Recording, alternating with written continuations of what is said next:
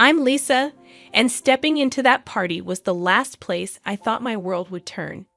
There I stood beside Rachel, anticipating some laughter and free drinks. It all changed with a glance from James, his easy smile and hands casually tucked into his jeans. "Who's that?" I nudged Rachel, eyeing him. "That's James," she half shouted over the music. "Went to college with him. Real chill guy. You want to meet him?" "Sure," I shrugged. New faces meant new stories, but I wasn't prepared for the instant connection. James had a way of talking as if I were the only person in the room, and those green eyes didn't hurt either. "So, you like the Rolling Stones?" He caught me eyeing his t-shirt. Vintage band tees were everywhere, but I meant it when I said only someone who really digs good music would wear Mick Jagger on their chest. He laughed. "Are you calling me out or complimenting me?" "Guess you'll never know," I teased back. By the end of the night, we were inseparable, discussing everything from our love for old-school rock to names for our future pets. James got my number and didn't wait 3 days to call. The next morning, we were deep in the what of tomorrow, talking about rings and forever. But forever comes with its own baggage. Meeting the parents was on the horizon, and the icy reception at the dinner table was unexpected. Margaret, James's mom, broke the so-called ice with a sharp question about my job at the hospital. It wasn't polite interest, but a harder appraisal. "Yeah, the county hospital up north," I replied confidently. "How much do they pay you for that?" Her eyes were sharp, her tone sharper. James shot me a look, but I decided to be upfront. "Well, James does more than get by," she said, interrupting. "So, about this marriage." It was a punch to the gut. I didn't care about money, but the financial discussion had begun. His dad chimed in, and the tone for our commitment was set, tough, not all sunshine and romance. But it was real, and real was something I could work with. Our wedding was simple, fitting in a matchbox. No fanfare, just him, me, and a couple of signatures. In the beginning, we were a team, tackling life from our small joint command center, his old house. We set up a system, half on everything, shared chores, and even cooking together. There was comfort in the routine, in knowing what to expect when we got home. But reality is a tough customer. 4 months down the line, the teamwork was taking hits.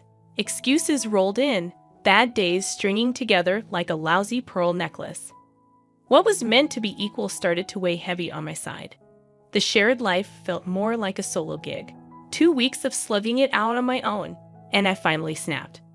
I wasn't one to make a fuss, but living like this was unbearable.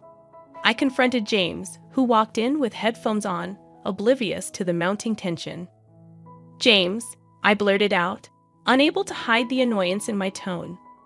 "What happened to sharing the load?"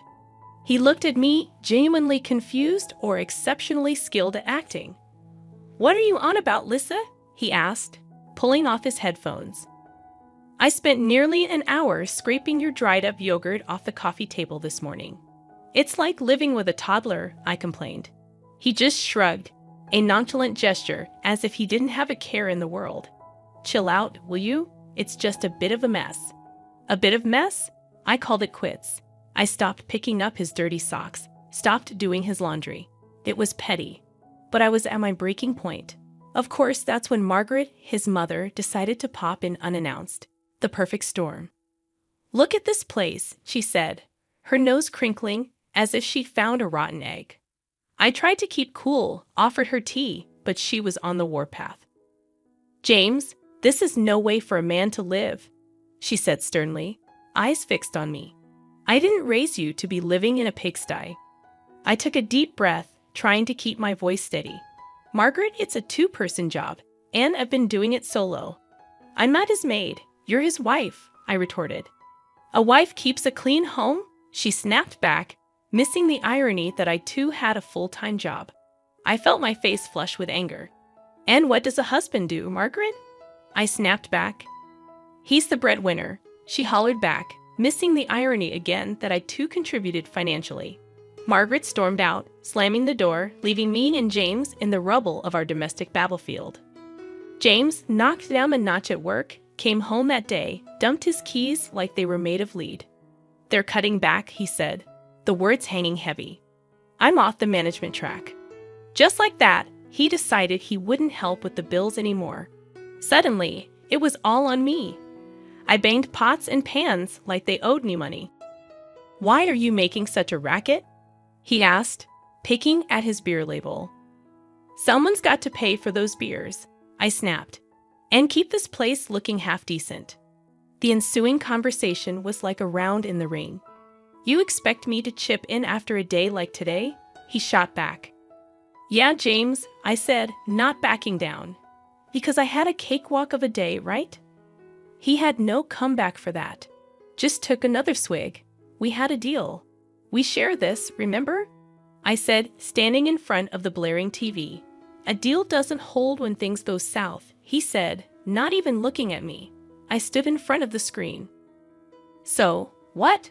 I'm supposed to just smile and nod and keep the house like some 1950s sitcom, Mom?" I glared at him.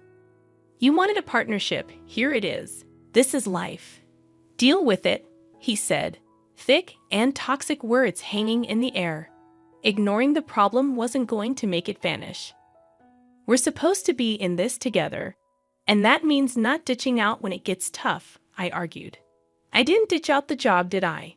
he muttered, barely audible over the TV noise. I turned off the TV. "We'll see how long we last, if this is how it's going to be," I said, and silence filled the room, as thick as the dirt I'd been cleaning all day. He looked away. I stormed off to bed that night. No more words, none that mattered anyhow. They were all bitter, spat out with more hurt than real heart, but they stuck with me like thorns in my side. The tension in the house was like walking into a wall of ice. Barely a word was passed between us without a sharp edge. James had taken to eating his meals alone, delivered by Margaret with a thud at our door. The plastic containers hitting the wood like the gavel of a judge passing sentence. "So, what are we having tonight?" I asked poker-faced as James marched past me, Margaret's cooking in hand. "Does it matter?" He barely glanced my way. "It's not like you're eating." It was true. I didn't have the stomach for food, not for what was in those containers. It was more than lasagna or stew. It was a heavy dose of rejection served up by Margaret, seeping into every room of the house. Then Granny B called, cheerful and active. I could almost smell her lavender perfume through the phone. A visit from Granny could turn a place upside down. And that's what I sorely needed, a gust of fresh air. "I'm packing my bags, baby girl," she chuckled. But I heard the steel underneath, a resilience that had gotten her through tougher times than this. "I need to see your life." I broached the subject over dinner, a silent affair with the clinking of cutlery replacing conversation. "Granny B wants to visit," I said, dropping the bomb without preamble. James paused mid-bite, his eyes hardening. "Here, stay with us," I nodded, gripping my fork like a lifeline. He shook his head, speaking with his mouth full, forgetting manners existed. "No chance. Margaret wouldn't like it. Since when do we schedule our life around your mother?" The boldness of my words surprised even me. Margaret's voice sliced through from the doorway. "Since it's our house, girl, you just live here." The unfairness choked me like a noose. "Your son and I are supposed to be building a life together, Margaret." She snorted. "A life? You called us a life. Look at you two. I bring him food because someone needs to take care of my boy." James stood up, his chair scraping back like a scream. "And that's how it's going to be. No visits, no changes. It's settled." I looked between them, the mother and son, feeling the outsider tag slapping against my chest. "It's settled because you say so. What about what I want, what I need?" "You need to understand that things are the way they are." James shot back, red flushing his cheeks. "My house, my rules." The ache spread from my heart to my fingertips, but I squared my shoulders. "It's also my home, James, or at least it's supposed to be." He had no answer, just the hard line of his jaw, telling me the conversation was over. But nothing was settled. Granny B would come, somehow. I'd make sure of it. For the first time, I wanted the battleground. If they wouldn't budge, neither would I. there was fight in me yet, and the freeze in the house would need my fire to thaw it, whether they liked it or not. For the third month in a row, James did not contribute his share to our family budget. I was carrying everything, the house, the groceries, and even his damn beer. We had a fight, the last straw. James and I stood facing each other, our words sharp enough to slice through steel. The room felt smaller as the tension grew, air thick with resentment saved up from months of silent battles and unspoken words. "I don't want you as my wife," James said, his voice dripping with finality, signaling the end of everything. It didn't come out as a shout. That might have been better. A shout I could have responded to with fury. Instead, it was a low hiss, a deflating tire's last breath, leaving behind silence that echoed louder than any scream. "I don't want to be where I'm not wanted," I countered with as much steadiness as I could muster, despite the tremor within. He didn't stop me as I started to pack my bags. Each piece of clothing folded felt like a piece of the life we'd built being tucked away, rendered insignificant. I headed to the door, my suitcase a loyal companion trailing behind me. James was still standing in the center of the chaos, the eye of the storm that had hit us over and over until we'd broken into scattered pieces beyond collection. He didn't move, didn't try to stop me. The door closed with a click, much too gentle for the ending it represented. Outside, Granny B was in her old dependable car that smelled of leather and peppermint. Leaning over to open the passenger door, I heaved my suitcase into the back and slid in beside her without a word. "All set, dear?" Granny asked, her eyes soft but her voice strong, a rock in a swirling sea. "Yeah, I'm set," I mumbled, buckling the seatbelt over the hollow feeling in my chest. Granny B didn't start the car right away. "Heck of a fool," she said flatly, adding an expletive that would have made a sailor blush. I choked out a strange chuckle. "Well, it's true." She finally turned the key in the ignition, the engine rumbling to life reassuringly. "You're worth 10 of him, 15 even." She backed out, and we started towards the new apartment. I didn't reply. Instead, I leaned my head against the cool glass of the window, watching the landscape blur the same way my thoughts were a jumble of memories and pain. Granny B didn't push with questions or platitudes. She just drove, every now and then muttering something under her breath that sounded suspiciously like curses aimed at James. The cozy rented apartment was in a normal neighborhood, a place where you could blend in and lick your wounds in peace. As Granny hauled my bag out of the car with surprising strength, I unlocked the door to the unknown. "Well," Granny said, clapping her hands together, "time to rebuild, kiddo. You've got a life to claim, and that sorry excuse for a man to forget." I nodded, feeling the very first flutter of something like hope in my chest. Breaking points, I realized, weren't just about endings. They were about beginnings too. Messy, painful, but real. First starts didn't erase the past, but they gave you a canvas to create something new, and maybe, just maybe, that was exactly what I needed. Granny B was sitting on my threadbare couch, her hands clasped over her knee, bouncing with what seemed like contained energy. Who knew that beneath that floral dress and the wrinkles was a woman with the heart of a Wall Street hustler? "So, you're telling me all the dough I sent you for your meds and stuff, you've been playing the market with it?" I stared at her in disbelief. Granny B chuckled and winked. "Honey, you think I'd let your hard-earned cash rot under a mattress? No way. I've been growing it bit by bit." It felt unreal. I crunched the divorce papers in my hand, knowing that what Granny B had just told me was going to flip the script in a major way. James and Margaret, the perfect couple from next door, agreed to meet us one last time, probably thinking they could offer me some friendly advice on starting over.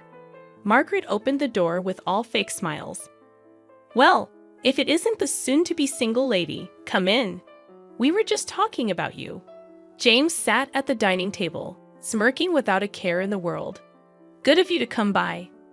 We need to talk about the neighborhood now that you'll probably be moving somewhere more, affordable." I clenched my jaw, but remembered Granny's news. "I needed this, actually, James. I won't be going anywhere," Granny B piped up. "She's got a juicy bit of news. Tell 'em, hun. I enjoyed the suspense, stretching their faces tight. Turns out, I got a little nest egg waiting for me. Granny's been smart with the money. James laughed harsh and loud. What, did you win the lottery or something, Granny P? Granny grinned, sharp as a tack. Better. I turned her spare change into a cool 2 million. The smiles fell off James and Margaret's faces like overripe fruit. 2 million. Margaret's voice came out strangled. Yep, and I don't plan to spend it on this neighborhood.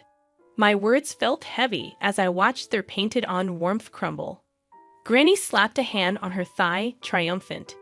Ain't that something?